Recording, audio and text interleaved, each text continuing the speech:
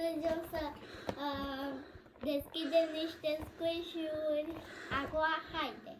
Veți avea nevoie de o foarfecă.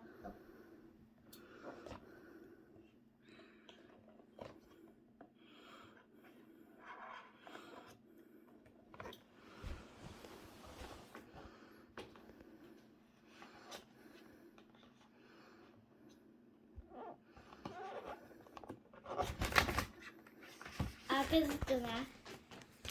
Ta-da!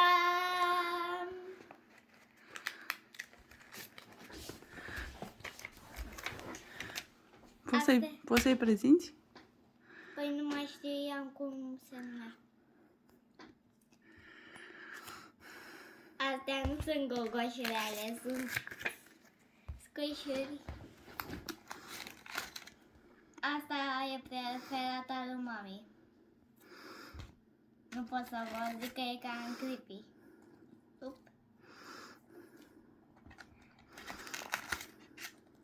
Asta parcă e mai mare. De unde l-am comandat mami? De pe Zon. Amazon. Dar avea probleme ca să vii. Spuneau că am întârziat un pic. Dar iată-le în sfârșit la... De pe Amazon. Care sunt preferatele tale? Păi stați. Astea. Astea 3. Ia să le vedem. Și al meu care este? Da, ăsta cu cap de mort. Și al lui tati? Păi trebuie să-și aleagă. Ok. Bun. Hai să ne luăm la revedere de la abonați. Da.